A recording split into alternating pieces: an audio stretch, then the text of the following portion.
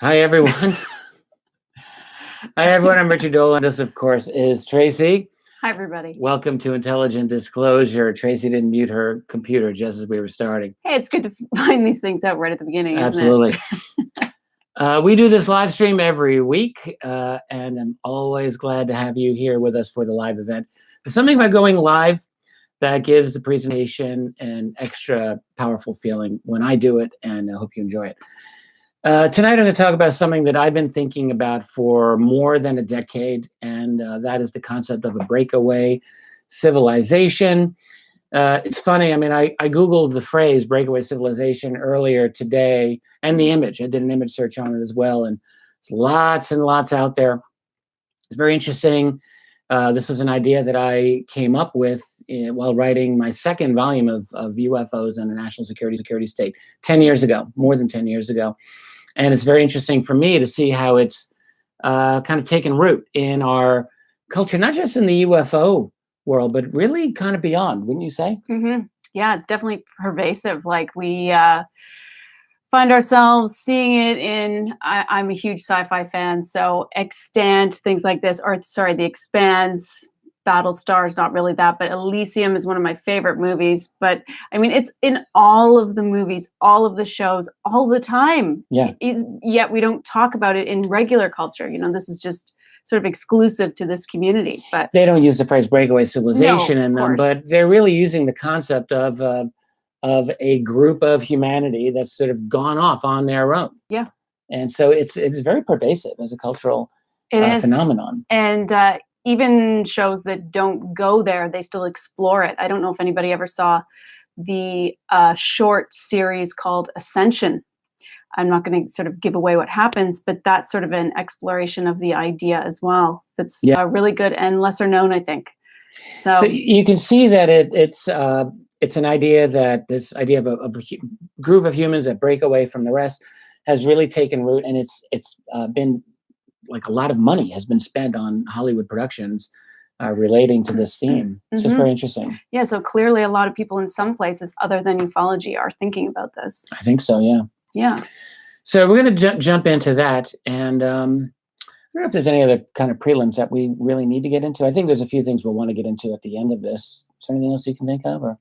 No, other than it is warm in here.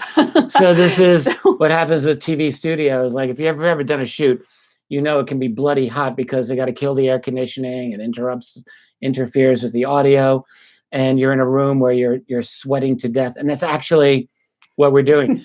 All for fashion. All for fashion, because we have to wear our sports jackets, of course. But it's a little warm in here. We may have to switch this out. Yeah, we're having a little bit of a late summer here in New York. It's and a very hot day. I took out the air conditioning, so there's no AC here. So we're kind of in that in between. And you cannot trust my neighbors. I'm just saying, like we have the window open. We cannot open the windows. Bad idea. Yeah. Bad idea. Anyways, let's get down to it. We're going to jump into talk about a breakaway civilization. Yeah. And when I'm done, you're going to jump back. You bet. All right. You'll be right over there. Yes. I'm going to slide over then. Okay. If that's okay with you. Yeah. One of these days, we're going to get chairs with wheels. What do you think about that? One of these days, maybe we'll get a studio. A studio. There's an idea. A studio. We'll look into that. Right now, we've commandeered one of the bedrooms of the house, and it works, I think. Yeah, I agree. So, all right. So let me get into the idea of a breakaway civilization. I feel it's important to understand this idea because it's definitely something that takes us out of the box of our conventional understanding of what our world is. I mean, yes, sci-fi is one thing, but when you get into what I like to call our official reality, our official history, ideas like what I'm about to get into don't generally fit in. They're not discussed, and they're considered way too fringe and no evidence and so forth. But I feel it's very important to understanding this idea. And I think understanding it requires having a grasp of some history, as well as being able to connect a few dots, being able to assess a few pieces of admittedly unproven but still credible stories, leaks, and then upon all of that information to make a few logical inferences. And this is what really we're going to do here. So first thing I would like to do is let's go back to that year that everyone in UFO research loves to go back to, and I'm talking about 1947. So go back to President Harry Truman, and who faced this shattering news, I believe, that other beings of some sort were here, beings that were not human. And moreover, that the United States military had recovered some of their technology and even bodies. All right, so I think we can assume a few things here. One is that this would require the creation of a black budget. What's a black budget? Black budget is very simple. I'm sure many listeners are aware of this, but if you are not aware, it's a very simple idea. It's spending by your government that your official bodies of government don't really know about. So in the case of the United States, which has by far the largest black budget in the world, it's spending that Congress either doesn't know anything about or doesn't really know anything of practicality about. So they may know a line item, and that would be it, and they have no idea what the program is. So it's called black because it's so dark, you can't see it, it's black. That's the basic idea in the classified world, how they say these things. So the black budget is something that we have known about as a society since around 1990, 1989, when it first was being discussed. Can you imagine, prior to that time, in the United States, and really probably anywhere, there was almost no comprehension that a government had secret spending that their Congress or Parliament did not know about. I mean, now I think we, those of us who study this take it for granted, but it was not always a widely known thing at all. And one thing that I would also add is that the black budget is intimately connected to the UFO phenomenon, intimately so. And again, I will say this is one of my refrains, that students of black budget economics are really not going to get to square the first base on this matter without recognizing the connection to the UFO phenomenon. They are intimately related. It's not that UFOs are solely responsible for the creation of a black budget. Clearly, that's not so. But the UFO subject is intimately related to it, and it is a very necessary part. Of course, conventional students of history never go there because they're afraid of UFOs, and that fear prevents them and will continue to prevent them from having a sophisticated understanding of this world of ours. But anyway, so the idea then of the possession of ET tech, ET bodies, would require the creation of black budgets, because after all, it would be necessary to fund these programs, right? And it would not exactly be the smartest idea to tell Congress about it. First way to get rid of the secret is by letting it be part of the congressional public record. I mean, it would absolutely get out. So, and it wouldn't necessarily be a wise idea anyway, just considering that so little would probably, be known about these beings, and considering the desire, to keep whatever technology was recovered away from enemies and away from adversaries, whether real enemies or perceived enemies. And for many other reasons, I think it would be considered very wise to keep this quiet, at least for a while. Good thing I have a little bit of liquid here. And so you can see why a black budget would begin. But then what happens is that you get layer upon layer of secrecy. It's not just that there's a secret behind the classified world. It doesn't really work like that. What you have are layers of secrecy that you would need to establish to hide any of these UFO ET technology programs. And undoubtedly, there would be many of them. It wouldn't be just one. And I consider this the basic fact of the UFO cover-up. That is, the need to hide the research into ET biology and technology is the basic fact of why there is a UFO cover-up. I have no doubt that there is an existential fear that these people have about this reality, and very likely about what they have learned about these other beings over the years. And I will definitely want to be coming back to that theme in the future. But back to the research and development and to tech and bodies. As we know, what has become the norm within the black budget world, any such program to study UFOs would have to be nested within other classified programs. This is what I mean by layer upon layer of secrecy. So you're providing deep layers of protection from outside observation.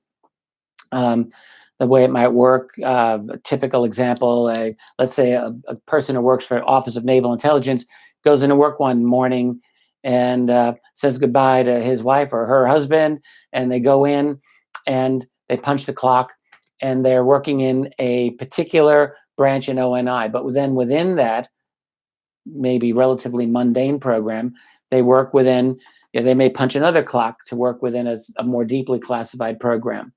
And then from that deeply classified program, they punch another clock, as it were, to work within a more deeply classified program. And then maybe within that, they might work within an ET-related program. And the reason for this, by the way, it's very simple. Like, if there were ever to be a leak of this person's connection to an ET program, and if it were ever serious enough that you'd have to contain this leak, you would go up the layers. So you say, no, he's not working on an ET program. He's working on a program dealing with advanced encryption technologies or whatever. And that would be true. But within that, and then within that would be the ET program. And this is a well-known technique, is a well-known concept within the classified world. This is how the UFO program would be nested, just like a lot of other classified programs would be. So such a program of secret study would have to require continual influence, and I would even say control, when need be, over mainstream radio, newspapers, television, and now internet. And it doesn't mean that the CIA would control every piece of information coming through the media. That's very simplistic, and this is what some I think intransigent skeptics just toss out these straw man arguments. It's not that the CIA controls every single thing out there. It's ridiculous. Of course not. But it might mean, however, that there would be key strategically placed individuals who would influence stories as they came out. In other words, spin control. You promote certain types of stories, you kill other types of stories. And over the years, there have been a number of exposés that detail the relationship between the CIA and the news media. I think most famously was from 1977 by the journalist Carl Bernstein of Watergate fame. Bernstein concluded that since the end of the Second World War, so since 1945, a little over 20 years, 30 years by at his time, that the CIA had recruited more than 400 US journalists and placed them secretly on its payroll. This was known as Operation Mockingbird. And, I think as widely known as this is among people who study media and who study UFOs, it seems to me that it's still very, very little known. I feel every citizen of the United States should know about this. And if you are not in the United States, you need to study it anyway. The ideas of what was encapsulated in Mockingbird and how it worked are very important for us to this day. Anyway, you might want to ask yourself what you personally could accomplish if you had 400 professional journalists working for you, many of them in highly influential positions as your own secret employees. I mean, my goodness. All right, now maybe you wouldn't be able to control every single piece of news that comes out, but could you have a great deal of influence? Absolutely. Could you influence the news, and could you therefore influence public opinion? Of course, it's obvious. Thinking about Mockingbird, sometimes it comes up. I'm old enough to remember all of this, but not everyone is. And it might seem like old, tired news to some people. I can hear a 20-something saying, dude, that was before my mom was even born. And I guess I would say, yes, that's true. But it's also true that the system has not only not changed, all right, since then, but the method of media control has gotten deeper. It's more pervasive. It is more insidious than even it was in Bernstein's time or before.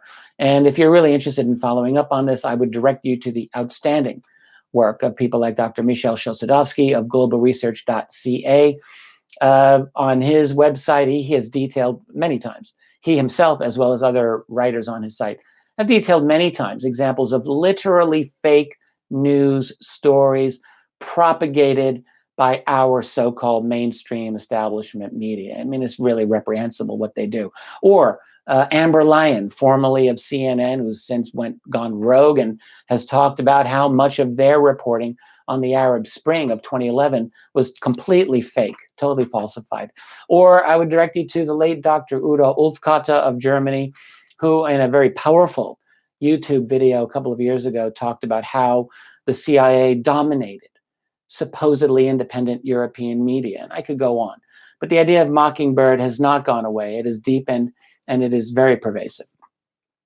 And the UK media is maybe one of even the worst examples of this. If anything, they're even worse in the United States in terms of control by their intelligence communities.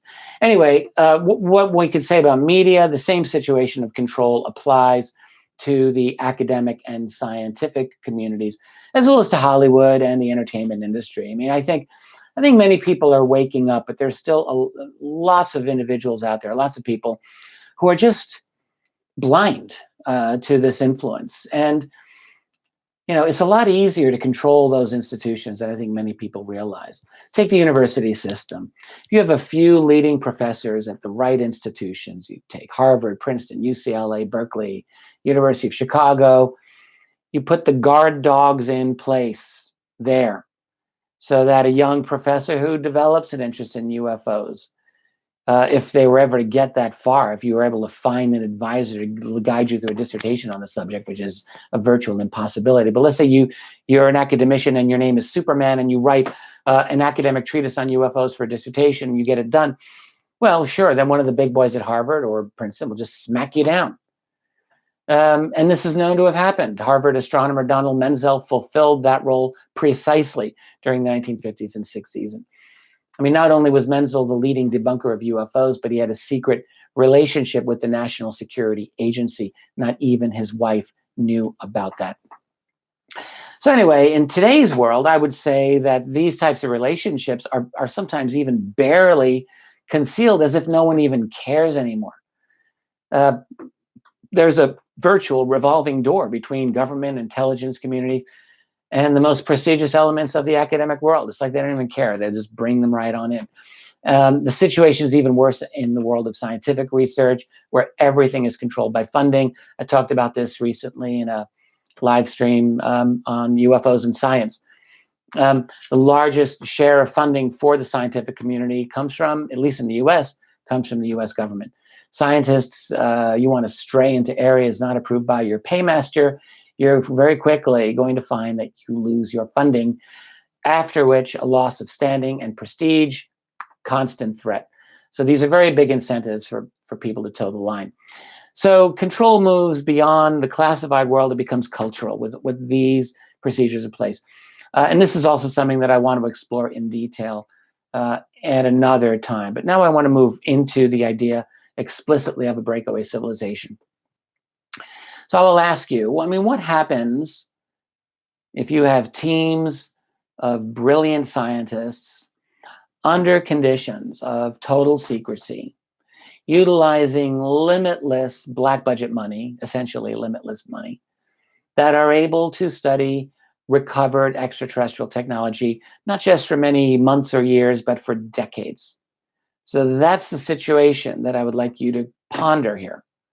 All right. So consider the Roswell crash. I mean, more likely than not, in my view, technologies recovered from Roswell would have been well beyond the understanding of the scientists who were studying them at that time.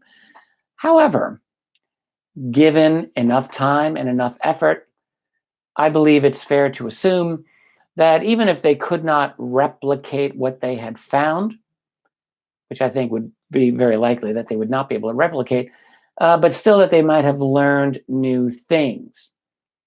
And of course, these types of claims have been made by other people who have alleged leakers.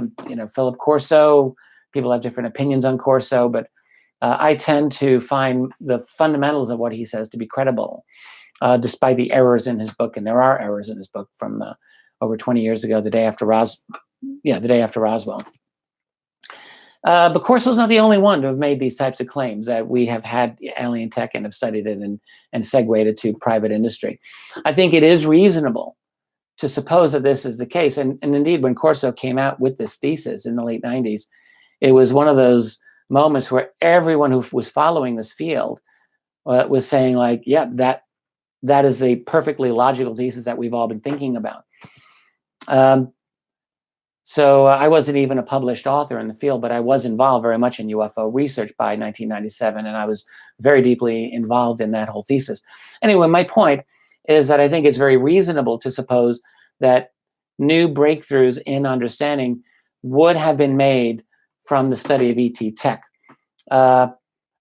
Perhaps we're talking breakthroughs in things like solid state electronics or fiber optics or high tensile fibers, lasers, and I would assume an array of other money-making opportunities for the defense industry and for other industries as well. None of this has been proven to the extent that we say here's absolute proof. People like Bob Wood, Dr. Robert Wood, have done some very good research on this on his site, majesticdocuments.com.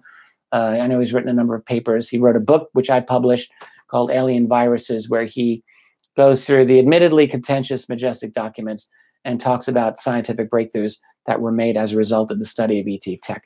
You can take it for what it's worth. Bob did very, very excellent research. He didn't simply go through the docs. He did a lot of independent research. But as I would just say, I mean, it hasn't been proven that ET analysis of ET tech has led to breakthroughs, but I think it is a reasonable assumption. And it's also true, okay, that private research on these matters is always undertaken in deeply classified environments. And so it's never going to be easy, ever, for outside researchers to observe it. And in fact, I think it would be very easy to hide the Roswell connection in any historical treatment of these and other types of technologies. Just going to the wiki page is not going to do it. Like if you want to look up the history of integrated circuits, no, they're not going to talk about extraterrestrial technology there, granted. But of course, it would be, A, it's Wikipedia, so there's only so far you're going to go with that.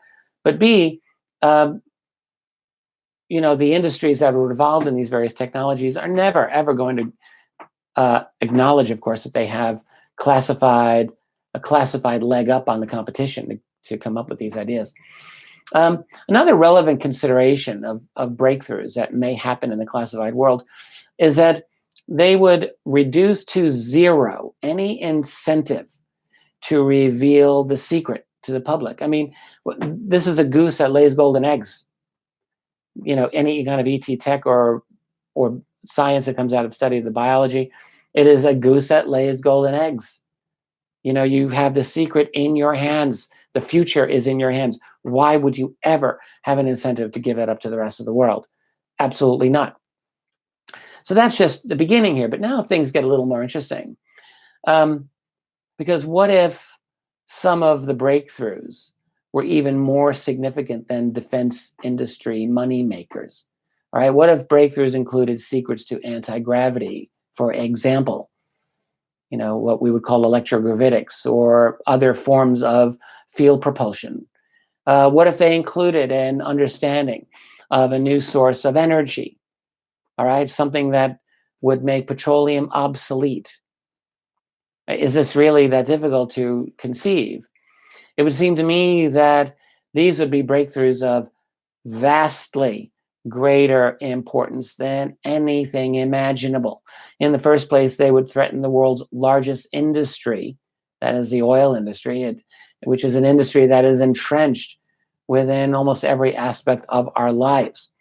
So if hypothetically, and I'm only speaking hypothetically, such breakthroughs were made during the 1950s or 60s, right, it's conceivable, I would say it's even likely, that the people managing the program of secrecy would make sure that those secrets never see the light of day. Certainly those scientists engaged in the research would need to continue their research to learn every single thing they could about electrogravitics, anti-gravity, new sources of energy, anything related. All right? That's going on in the classified world, but it doesn't reach the public world. And the thing about science that's very important to remember is that it doesn't achieve progress in just some willy-nilly, haphazard way. It doesn't happen. It's more like a series of connections, right, in which knowledge must progress in certain ways for breakthroughs to be achieved. You don't just go from the discovery of fire straight to rockets leaving Earth's atmosphere, right? So there's necessary steps along the way, obviously. But what happens, right? What happens when a critical, necessary link in the chain remains unavailable to the rest of the world?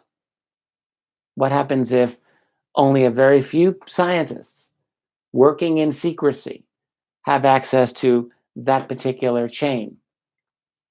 It would mean that those scientists have the ability to add more links to the chain, and they would be moving farther and farther away in their knowledge from the rest of the world. Now, it's not that Earth-based or conventional scientists couldn't eventually get that same link to the chain, but they would be hampered. And, they would be hampered by secrecy protocols, because if their research bumps into that particular important link, it would very likely be the case that they would be shut down. And this has happened, of course, many times with free energy research. Lots of examples of that. So this is the kernel of the concept of the breakaway civilization, but I want to keep going here. So without question, the classified world in many ways and for long periods of time has been far ahead of the rest of us. I've talked a number of times about how a number of years ago, I had a conversation with a scientist who had worked for the National Security Agency way back in the 1960s. And I will just say I've known this man fairly well. And he stated to me that in around 1965 or so, that the NSA had computers running at a clock speed of about 650 megahertz. Now, that's very slow today. Your phone is faster than that. But in 1965, that was quite amazing.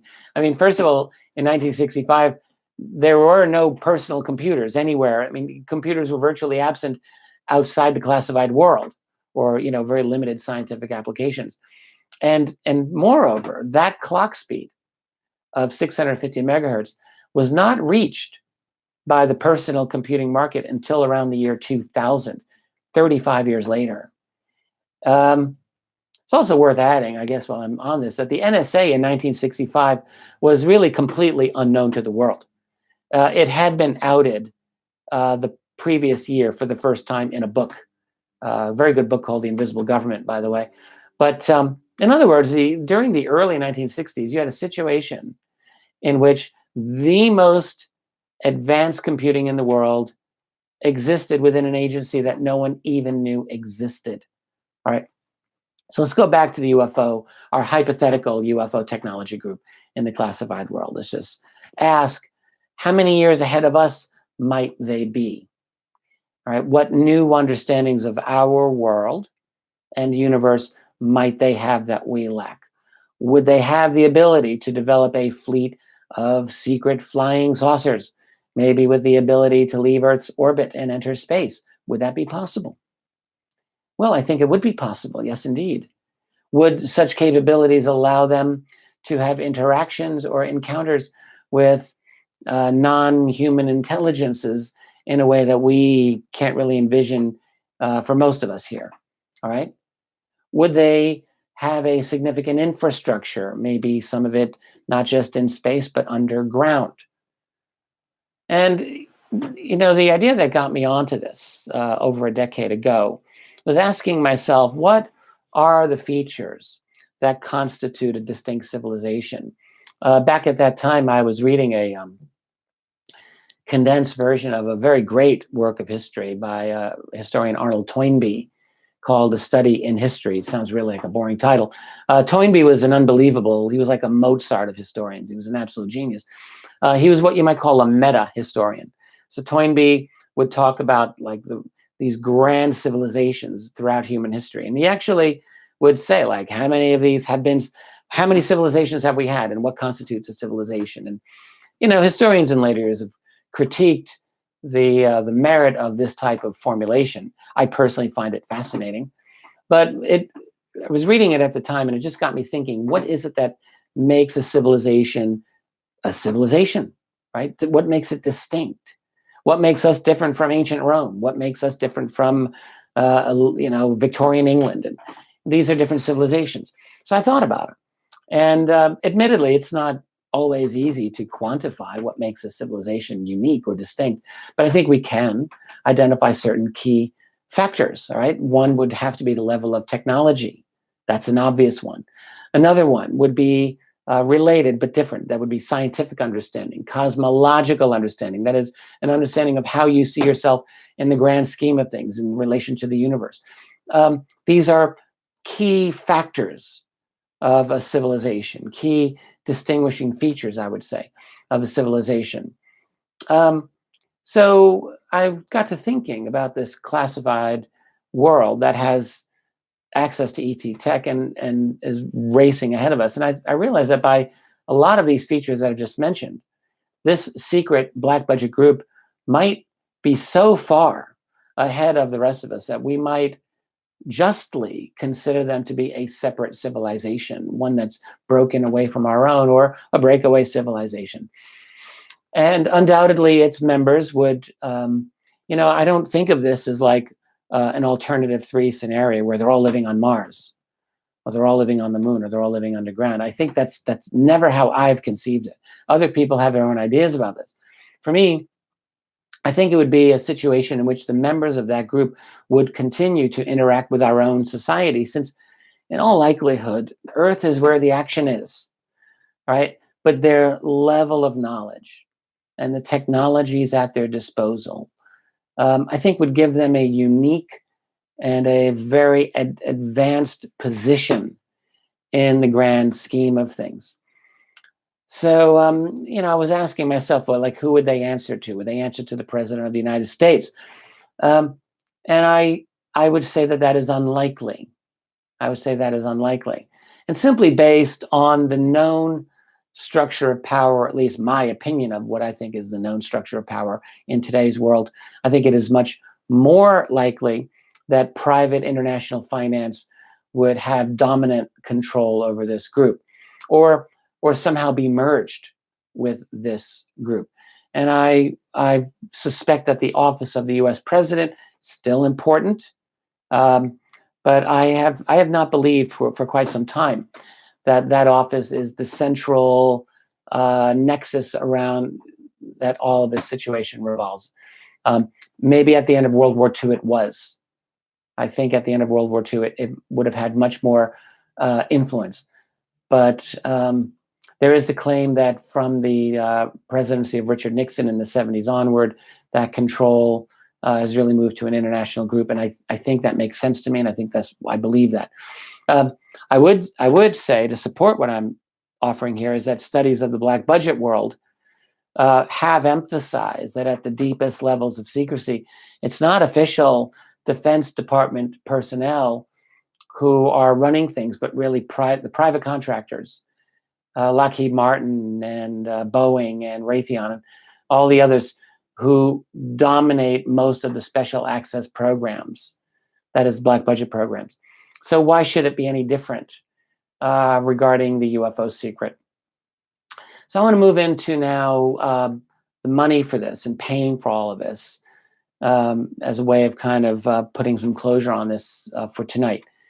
So I would first say that funding this type of a program strikes me as a nightmarish prospect if you are doing it through formal legal channels, okay? That would be, well, it would be impossible, as I think I was saying earlier. You need to do this in secrecy. But even through black budget, I mean, it would be a very challenging thing. So what we call a black budget is usually understood to be classified spending, as I said earlier, that taxpayers don't know about. And within the US, it would be part of the normal budgetary process, which has to be approved each year by Congress. In other words, it may be secret, but it would at least have the veneer of legality. And officially speaking, you don't get a lot of statements about the size of the U.S. black budget, but every now and then one comes out. I don't consider them all that accurate, to be honest, but the typical estimate you hear is like $50 billion. Now, that's a lot of money, but keep in mind that this is allocated for the entire U.S. defense community, which is now, we've got an official Pentagon budget of over $700 billion. $50 billion seems actually pretty small by my estimate. And also keep in mind, if it's $50 billion, that this is an amount that's allocated supposedly for the entire U.S. defense community. So only a certain portion of that black budget would be available for a UFO R&D program that would have to be pretty expensive, I would think. So that's not nearly enough. One conversation I had with a particular scientist who I would say had knowledge about this was that, if nothing else, this program, the UFO R&D and the security related to it, is very expensive. So in this context, when we look at the official black budget as really not being sufficient to deal with this, I think it's worth pondering the research of a few other people.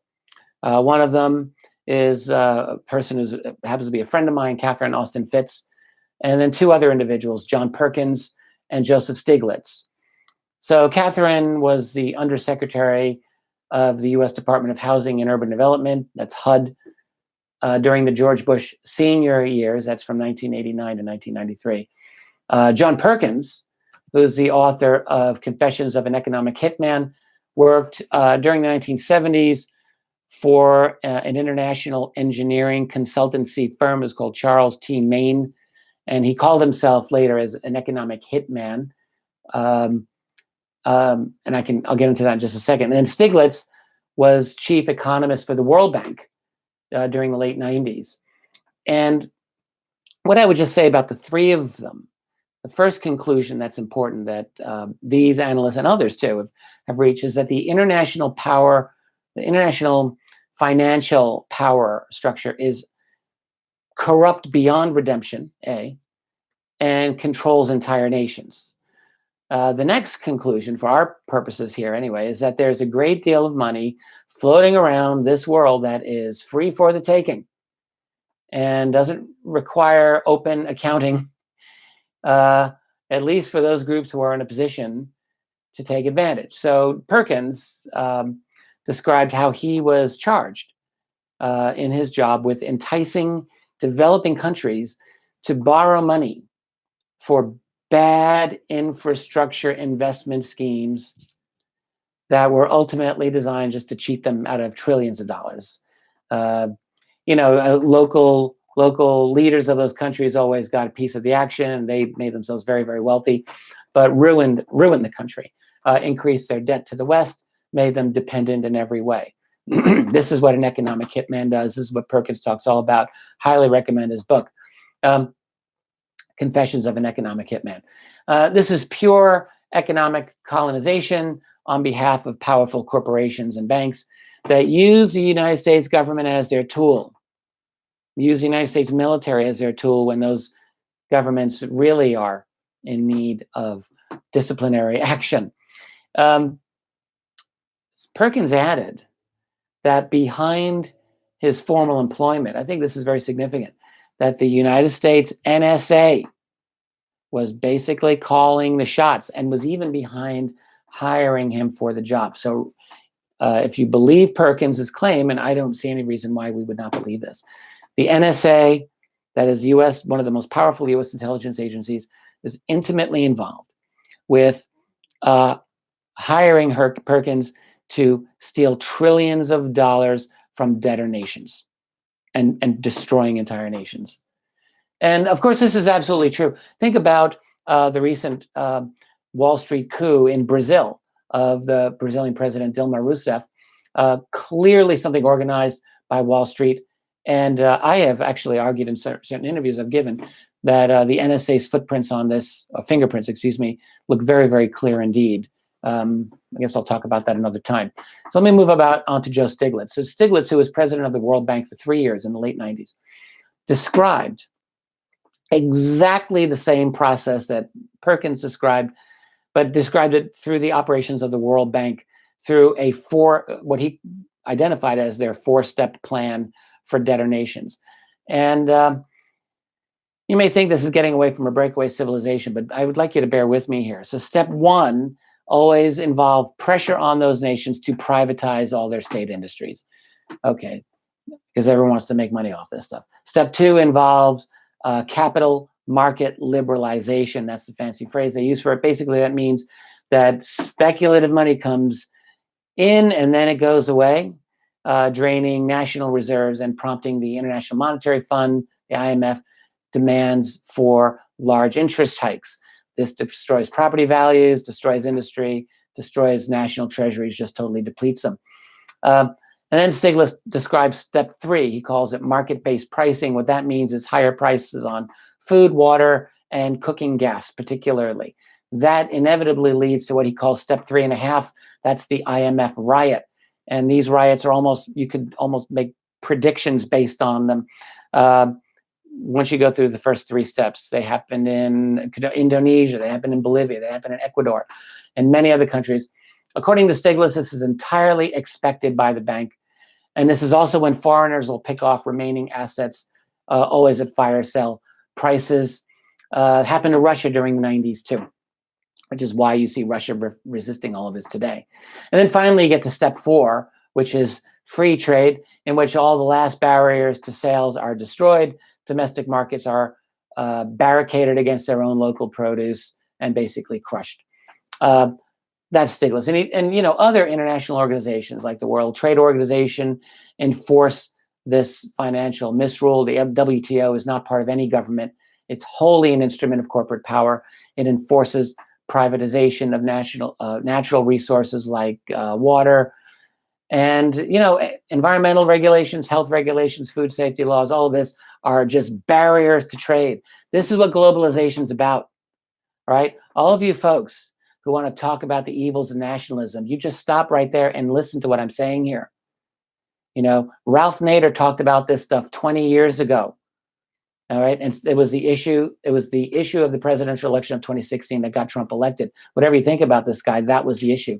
Globalization, right? Eliminating these barriers to trade has destroyed entire working classes of entire nations and middle classes. And that was happening in the US in the 90s. It's happening today.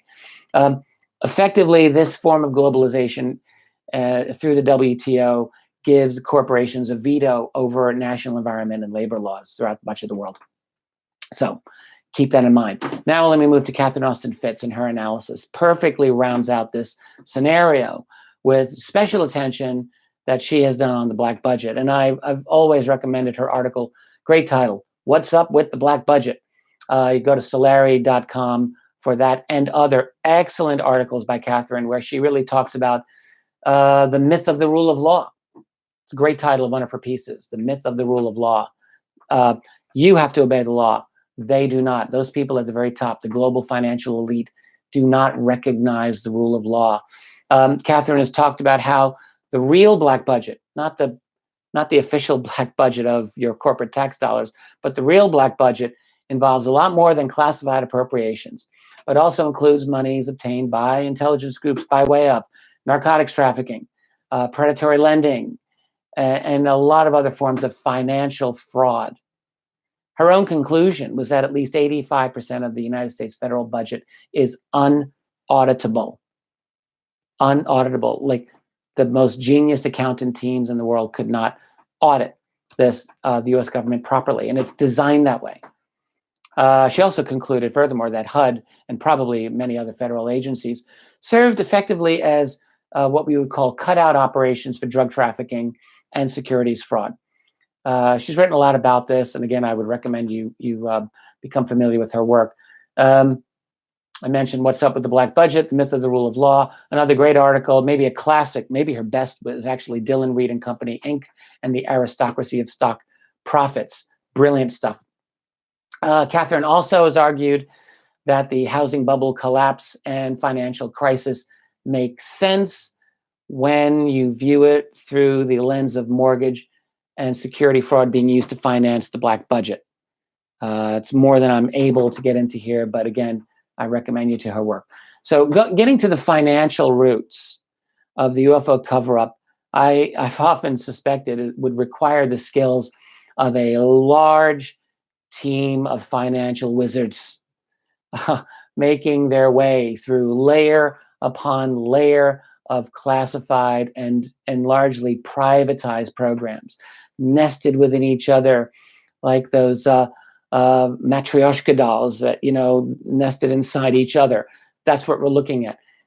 Just as ordinary national and international policy of most nations has, I think, for many years been hijacked for private and financial interests, so too, I would say certainly for the UFO cover-up, this is the case. It's been hijacked for private interests. So, for a subject that clearly involves a tremendous amount of power, we have to remind ourselves it also involves a tremendous amount of money. And, just recently during this year in 2018, Katherine helped to break an important news story about the theft, missing status of, fill in the blank, of 21 trillion, not billion, trillion dollars between 1998 and 2015, 2016. It's very interesting. Katherine has talked about the loss of trillions of dollars for many, many years. And a professor named Mark Skidmore at, I think, the University of Indiana, gosh, Mark, I apologize if I got that wrong, was looking at this thinking, that's kind of ridiculous, all those trillions of dollars. Got his team of grad students to work on essentially doing their version of an audit of the United States defense spending and budget, and found that she was underestimating the amount of money that was gone missing. And they've come up to 21 trillion, and they're not done. So their estimate is that we may be looking at up to $50 trillion. And, the mind reels at money of this magnitude. I mean, consider that the United States national debt, the entire debt of this country, is about $22 trillion. I'm not talking about the deficit. I'm talking about the debt of the entire nation. So this is an unbelievable amount of money. And her description of where this goes, Katherine describes our economy as an open economy. What that means is like there's an open window and the money's going out. Where's it going? Well, it's probably, some of it is going into this breakaway civilization. So what this means is that we have an upside down reality, right? The things that are real are the things that are denied to us. The things that we see in our entertainment, dumb mass media are the most illusory. And this is not an accident, right? Given the long-term relationship between the intelligence community and the mainstream media, I think it's pretty reasonable, right, to assume that the public is being subjected to a pacification program, a program in which people are explicitly being distracted and brainwashed for the purpose of getting them to sit down and shut up. That's really what it's all about. That is exactly what your media is designed to do for you. But not everyone can do this. And this is the beautiful thing about the human spirit. Not everyone can sit quietly, passively, unwilling to ask the difficult questions. It's up to those people who care enough to become truth warriors, to fight for the truth. All right. But fighting for the truth, all right, if you're going to do it, you got to realize a few things. You have to realize first that deception exists. All right. That's the first big thing you've got to understand. And that itself is very difficult. If you get to a certain age in life, it's very difficult for people to come to this realization that they have been deceived. They don't want to come to it, especially if they're intelligent, especially if they have a good level of education, if they're part of an established structure and they got a nice house and a nice situation. No one wants to admit that they've been taken for a ride for their entire life, because that's an insult to their intelligence. Who wants to deal with that? I had to deal with that back in my 30s. It was not easy. I'm glad I got past that ego hit and recognized what was going on. So that's step one. You have to realize that you're being deceived. Next, it doesn't end there. All right. In order to, if you want to discern the truth within this fabric of lies, You've got to be perseverant. You've got to have perseverance. And it's not always easy. All right. Because I'm going to tell you, truth doesn't just appear like ready for you to discover. Like, here it is. Doesn't work like that. Truth is like a rare archaeological find, and you've got to excavate it. You have to dig truth out. And even when you do that, interpreting truth can be maddeningly difficult. None of this is easy. So let us not pretend that, oh yes, we're just going to get the truth. What is the truth? We need to find out the truth. It doesn't work like that. And after you've done all of that, then you have to learn how to speak out on behalf of truth in a way that does justice to it and does justice to the people you're speaking to as well. All right. These are very difficult things to do, but that's what being a truth warrior involves.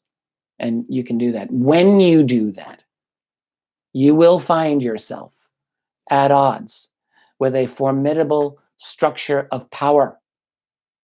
Becoming a truth warrior requires intelligence, perseverance, and courage. It means remembering that it's the nail that sticks out that gets hammered. That's the one that gets hammered. All right. But even when you think about all of it, in the context of something as brief as a human life, because look, we're here and then we're gone. Ask yourself, what can be more rewarding? What can be more worthy than a dedication, an unswerving, ethical dedication to the fight for truth? And I will leave you with that. And with that, how about we bring in my amazing wife? Would you like to join me? I would love to. Okay. Chair. It's a little warm in here. How are you doing? Good. Why don't you pull yourself up there? Thank you for that. We're having a great night in chat tonight. Thanks, everyone. Thanks for the super chats. Thanks for being here. Thanks for the discussions in the comments. Always appreciate everyone's support here and elsewhere. It means a lot to us. It allows us to do what we do. It allows me to do the research that I do and to come back with you every week and to work on my other various projects that are important to me and hopefully important to others as well. And if you're enjoying Richard's work, hit the like button just to let him know how much you like it. And if you want to support him that way, that would be great. So let's talk about a few things here. There are way too many cool comments to talk about, and I was in and out listening to you and trying to monitor this. And I want to say thank you to Michael and Lori. You're amazing. Thank you, guys. Pursuing X. Thank you so much for helping us out. So can we talk briefly about Breakaway Civilization and how it relates to the secret space program? Oh, yeah. Like, what is the relationship of that? Yeah. Like you and I we've talked about these types of things frequently enough. Time. And I would say that a secret space program would be a component of a breakaway civilization. And actually, it could be totally distinct. What could a secret space getting my words mixed up. What could a secret space program entail? Well, it could entail things that are separate from a breakaway civilization, and it could entail things that are part of a breakaway civilization. So think about having spy satellites up in Earth orbit. Those are secret. Those are part of the spy system of the U.S. military. They are literally part of a secret space program in that sense. Right. Right. And there are other technologies, conventional military technologies that undoubtedly the Air Force and the Navy and the other services and in the future the U.S. Space Force will have that are secret. But that's different from a breakaway civilization. So a breakaway civilization is this concept. I still consider it a hypothesis, but I think a pretty good one, by which you've got a group of people that are utilizing exotic tech to basically go off and do their thing. And that would incorporate their version of a secret space program that I imagine is nested within our classified programs. Like I was talking about layers within layers. I would hazard to guess that a breakaway civilization would be nested within layers of classification in the U.S. and that would be so nested that it's essentially independent in most important ways.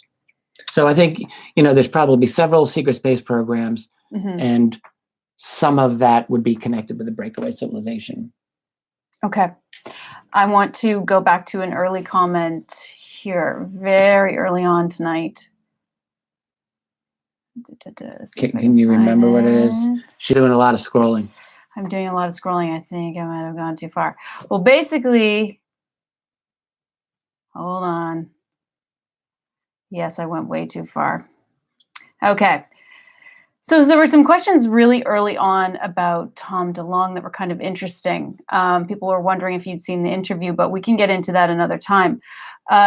This was interesting. DeLonge seems to imply in many interviews that ET have bad intent to pit countries against each other. Is there any evidence of malicious intent? And we have been discussing and studying David Jacobs' work, which is also coming up in the chat quite a bit. Oh, yeah. Yeah, right. We're going through, I would say, a deep read this time around of Walking Among Us. Right. So this is not evidence. If there's other evidence that you want to talk about that you know of malicious intent, that's fine. I just thought this was an interesting place where we could talk about David Jacobs' work, because he has been doing this for a very long time.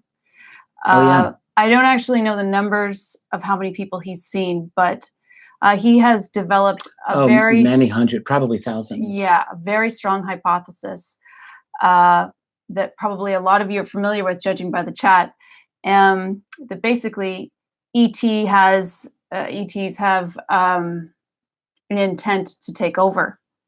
Right, and doing it through the creation of human-looking hybrids. That's right. That look exactly like us, but have one key difference, which is that they can exert neurological control over you. And exert really a dominating influence over individuals. Mm-hmm. And this is what he identifies as their plan.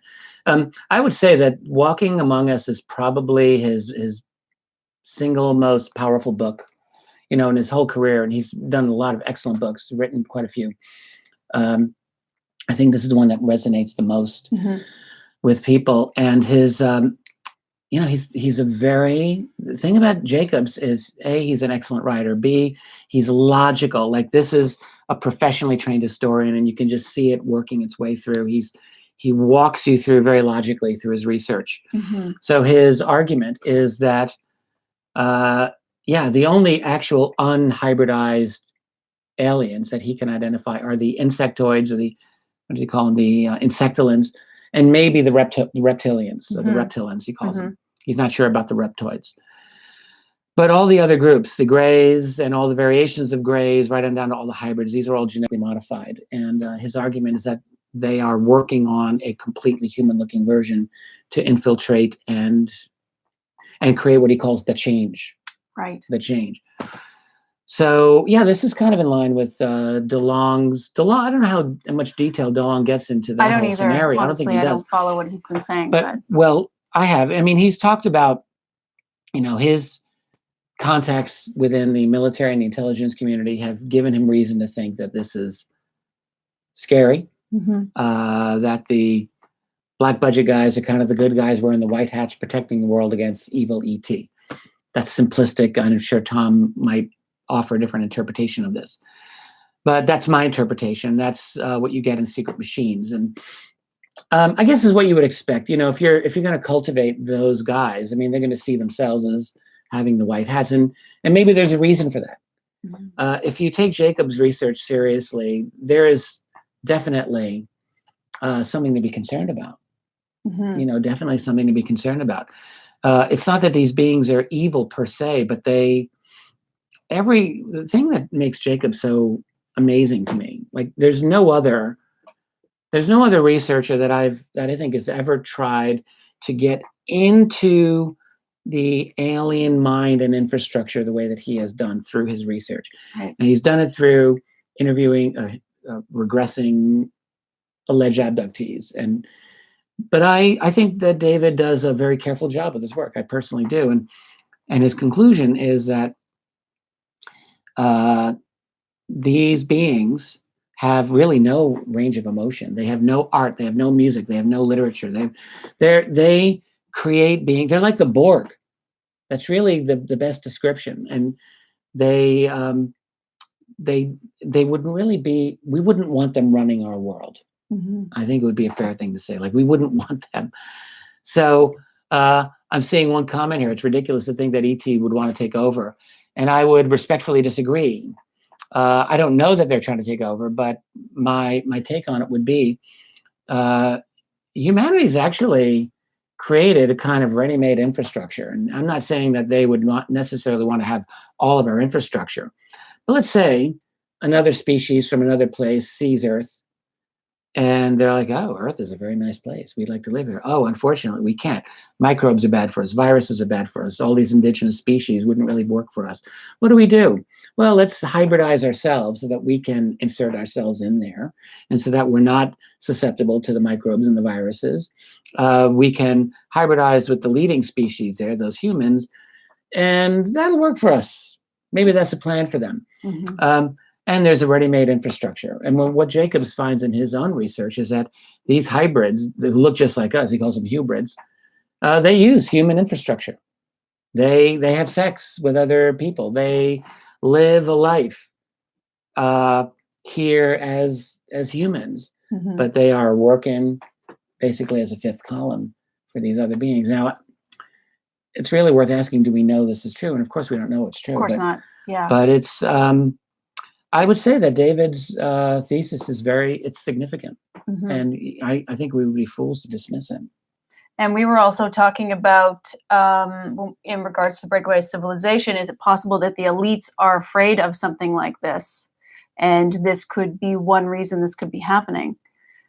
Right, conceivably, the elite. Right, that's you raised this with me just privately the other night, and I was like, wow, this is an interesting idea. Like, if they were aware that this plan is in operation, then they might very well be scared out of their minds. Well, I was actually saying, on top of that, what if the elites knew and they made a deal with the aliens? So they were able to leave and take a certain group and create a breakaway civilization so they wouldn't follow them. So they'd Like be left alone. A real alternative 3, like, let's get out of here because, because it's all going down. Yeah. So anyways, these are just mental exercises, obviously. It is interesting. Speculating and just thinking about what could be the different motivations. But there was one comment I that was scrolling up, and I'm glad I caught it, by Giancarlo something. I couldn't remember last night, but you made a good point, which was, and I've often thought about this, which is like, look, if they want to do this, they could have done this ages ago. Right. Why would they be working on this now? Right. It's the logical question to ask. Yeah, it seems like it'd be simple for them. It's a logical question to ask. So why wouldn't that be the case?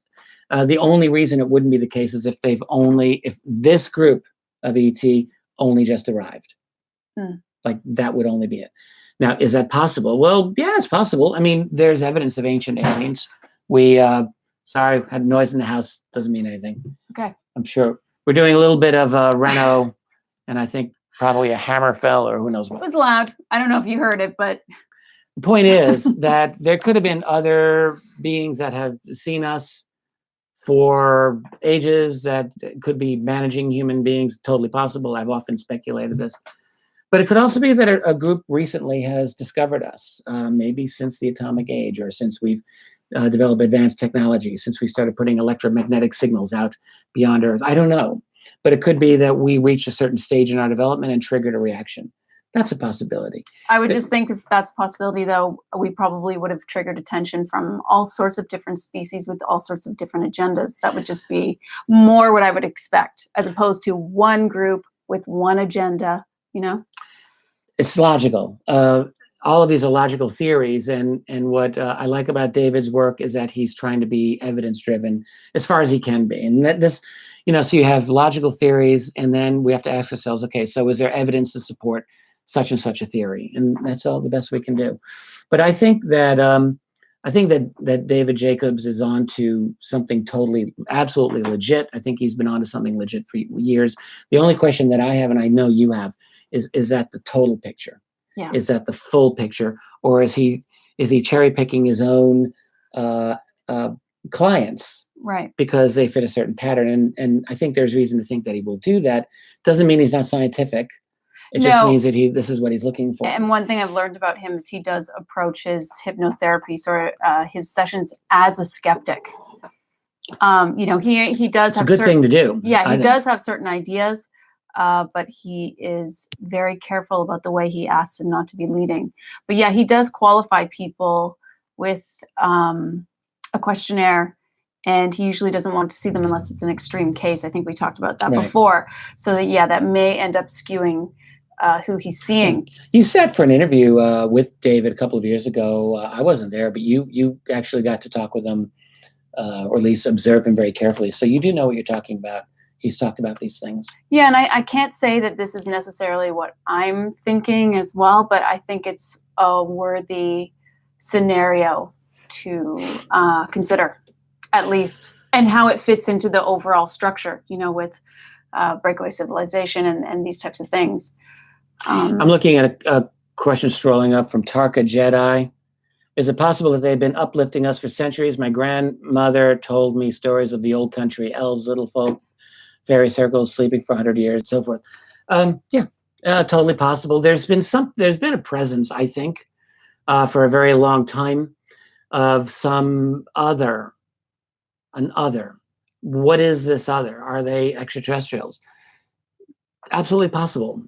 There are UFO accounts going back through ancient history. I think we talked about Wonders in the Sky by Jacques Vallée and Chris Aubeck on this, haven't we talked about that? I think on one of the other shows. Done a lot of reading of that book too, and that's a very excellent, highly recommended book, Wonders in the Sky, dealing with ancient UFO stories that go back in the pre-industrial era. And they have 500 that there could have been many more. Some are, you can shrug your shoulders and think, maybe that's something, maybe not. But there's others that are quite interesting, quite explicit. So I think that there's evidence, there's reason to think that there's been a presence for a long time. What does it mean? I don't know what it means. No one really knows what it means. That's the thing. Like, we can think about this. We can puzzle it out. Just like when you hear someone, please do yourself a favor. If you hear someone who's absolutely convinced that they've got it all figured out, just have a little skeptic in your mind, wake up and recognize that they probably don't know everything that they think that they know. It's probably the case. Yeah, it's because you have to ask, like, how do they know what they know? No one, to my knowledge, has invented a time machine just yet to go back there and to see this for ourselves.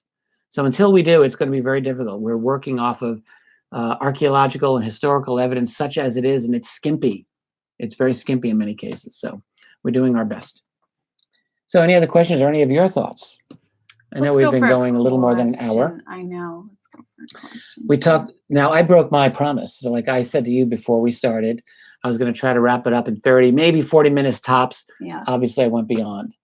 So I was going to try to wrap this up. It was like sooner. the other night when you said, this is going to be the shortest one we do. It's going to be 45 Never minutes. Happens. And it was 90. Yeah. That's okay. We get having fun. Exactly. Get in there and start. So are there any of the questions you're seeing here? Yes. How about this one? This is Tarka Jedi 1. Black budgets also include open contracts with major companies. What do you think of Space Force? How do you think, this is another question. How do you think they will bring out the tech? And what do you think of what Trump knows? Yeah, these are all good questions. I don't have the answers. Trump, okay, so actually, what do I think of the Space Force? I'll answer that first. I think you look at Space Force on two levels. One is conventional geopolitics, and then one is in terms of breakaway civilization. Conventional geopolitics, a Space Force makes perfect sense if you're the United States. Makes 100% perfect sense. The U.S. Wants and perceives a need to continue dominating space as its platform of operations to dominate the world. They don't want any other nations muscling in on their territory, not Russia, not China, not anyone. And so you've got to dominate space, and I think it makes sense from a operational point of view to have a Space Force that's unified rather than have the Navy and have the Air Force and all the other branches do it. So now in terms of a breakaway civilization and in terms of rollout of technology, it could serve as a useful shield, it seems to me, in that capacity, right? Putting money into the Space Force, some of that classified money would go into other matters that are way, way off the grid. Of course, that's already been the case with the Navy and the Air Force and other branches that have a Space Force. So I don't know how different that would really be, frankly. I'm going to jump to Trump and this one here. Yeah. Oh, yeah, we're going to get to that. Yeah. Just as far as what Trump knows, this is an interesting question because I've always perceived Trump as a deep state outsider. Not everyone agrees with me, but I feel very confident that this is the case. Trump was villainized. Sure, he sounds like he's 12 years old. Sure, he sounds like he's a juvenile and he's got an attitude problem. Guys from New York City, what do you expect? I'm from New York. I grew up with all guys like that. Yeah, can be a very annoying man. All right, that's not why the media has gone after him. Please do not fall into this trap. They've gone after him because A, he's anti-globalization, and B, he had the temerity to question certain tenets of the U.S. empire strategy. He actually, as a candidate, talked about pulling out of NATO, for God's sake. Who does that? That's an amazing moment. I mean, he's since forgotten that. Now you become president, but no other candidate, none, has ever talked about bailing out of NATO. I thought it was an amazing thing. A lot of other things that put him at odds with the neocon establishment. Now he's surrounded by the neocons. So the question is, what do they think about him? Have they brought him into the fold, and to what extent is he able to assert his will as president? I will say that in the 2 years of his presidency, he's done a very poor job of asserting himself within his own bureaucracy. I think that's very clear. He's still surrounded by people within CIA that have been wanting to take him out, and all the other military intelligence agencies, FBI. It's obvious he's done a terrible job, a piss poor job at cleaning house. And I think he, frankly, probably didn't expect to win. I think that's the whole thing. I think he was shocked that he won. And actually, I heard this from someone who had a conversation with Trump back in 2015 before Trump ran. And he's talking about running for president, and people around him are like, why would you run for president? And supposedly he said, well, to increase my brand. I think you already told them in another show who said that. Well, Bill Burns of formerly of UFO Mag told me that. So there you go. Yeah. And actually, I could believe this. And I believe Burns. I think he was truthful with me. So I think Trump wasn't expecting to win, honestly. And then he wins. And he's like, I got to put my team together. Like, how am I supposed to do that? And I think he did a absolutely terrible job at putting a team together. And it's been the worst decision because he's just surrounded himself with the same horrible, evil neocons that have surrounded all the recent presidents before him. There's no change in policy. So to answer your question, I don't know if he's been briefed on UFOs. I would guess that he may not have been. And I say this because he's the kind of guy who would want to know. Like, as a private citizen, yeah, he's totally on board with alternative media as a candidate, like no other presidential candidate was ever. And I could just see him being considered unreliable, like, you think, by the deep state operatives. Like, they're like, we don't trust this guy for an instant. And so I think he might have trouble. I'm just hypothesizing here. I really don't know. None of his people are talking to me. So, and I'm saying this, by the way, not as a fan. Like, I'm like how George Carlin was at the end of his life. He's just like, I'm just watching the shit show, people. That's it. Like, I'm standing here and I'm watching it happen. The joke was it jokers to the left of me, clowns to the left, jokers to the right. That's it. On both sides, we're surrounded. I'm glad I'm stuck in the middle with you. That's a good song. Okay. We both saw this question, and it's something that we discussed as well. What about an underground breakaway? Yeah, and then I think we may have to think about wrapping this up. But yeah, if you knew how hot it was in here, you'd be amazed we're still going. I think I just dubbed Zach Heim's name. Yeah, whoever wrote that, rock on. Anyway, underground breakaway.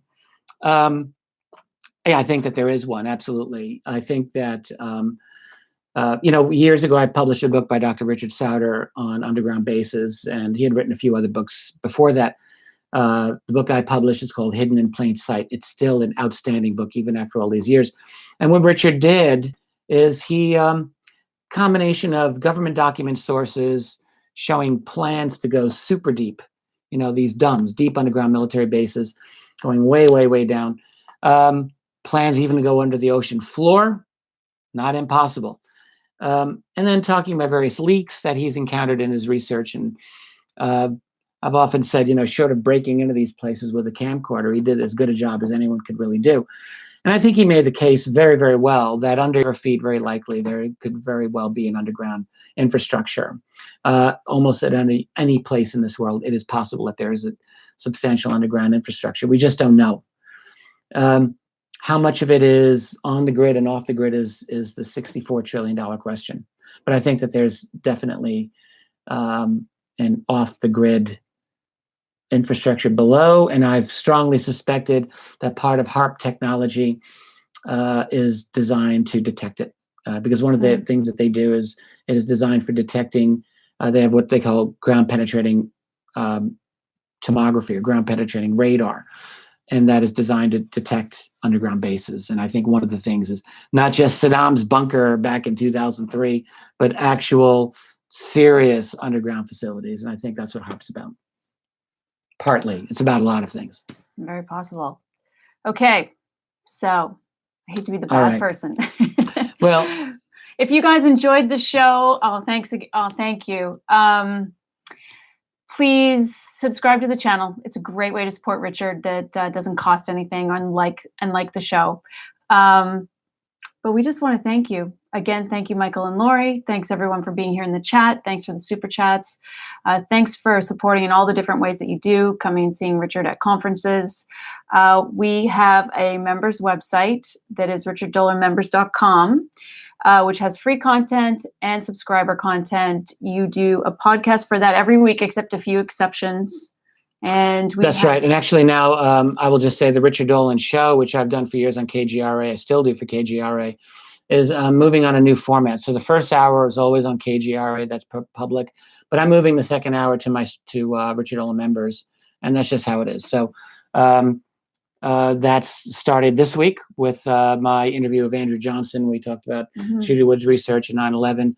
First hour of that's freely on YouTube. Go check it out. If you want to get more, go to the Richard Dolan Members, and you can subscribe. And that and all many others interviews will be up there in the future, as well as a lot of things. I just write things and put things out there all the time. Yep. It's constant. And by the way, I saw scrolling up how do I put this? A memorial or a token for a friend named Oliver Marshall. And I just want to acknowledge that, R.I.P. Ollie. And I just want to thank that person for their support as well. I just want to also, I see so many of our members in the chat. Thank you guys for showing up. It's awesome to have you here. But again, thanks to everybody. As far as what we've got coming up, gosh, there were so many other things I did want to get into. I want to get into Gary McKinnon and some other things another time. Well, what do you want to say about Gary? Well, it's just, I just wanted you to talk about it a little bit, because that's really fascinating. Like, how heavy does that weigh into your thinking about a breakaway civilization? Well, I think it's part. I mean, Gary McKinnon, Gary, if you're listening, hi, Gary. Good to see you. Gary, is famous, and for about a decade or so was wanted by the United States government for extradition. He's a citizen of the United Kingdom, but the U.S. wanted him anyway because he was deeply interested in UFOs. And during the late 90s, found his way through a couple of, I still don't know how he did it. I need to ask him explicitly, but basically he didn't hack into the U.S. defense establishment. That's really not true from what I understand. But basically it's like they left the door open and Gary got in and obtained evidence of a genuine secret space program. And it was at that moment, very soon after that, the U.S. government started going after him and really tried to destroy his life. So yeah, I think he's very important. His information's important. I guess I didn't realize the extent. I was just sort of reviewing that. I didn't realize. There was a statement from the mid 80s given to Ronald Reagan that we had the capacity at that time to put over 300 people into orbit. Right. Now, that may be what you're thinking of? No, it's actually, I just remembered when you said that, allegedly he saw 300 roughly photos of structures on the dark side of the moon. That was something else, but because he had a dial-up connection, he couldn't actually download the photos. So I hadn't really, we hadn't really talked about that. We need to talk to Gary. We do. We need to get him. Gary, if you're listening, I'm on to you. We want to talk to you. We'll find you. Okay. Well, everyone, we really thank you for your time with us. My tangent. Can I tell them one more thing? Yeah, go for it. Alien Con. Oh, yeah, we're doing that in Baltimore, November? Yeah, 9th. November 9th through 11th. Yeah, so Think Ancient Aliens. They have a conference. It's called Alien Con.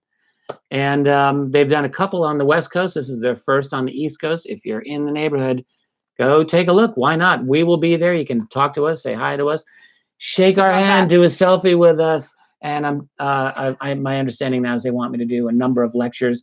That's the word. We'll see how that develops, but wouldn't surprise me at all. So, we know that it's a very beautifully run event, and so I think it would be very.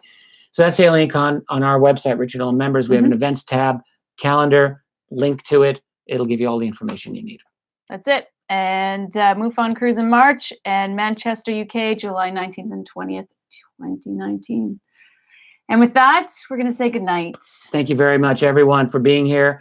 And I guess we'll catch you the next time. We do these every week, and we'll do it again. I'm looking for my little mouse here. Oh, there we go. So I can turn us off remotely. All right. Thanks very much, everyone. Have a very good evening. And thanks again for all of your support and for being here with us. Have a good one. Take care.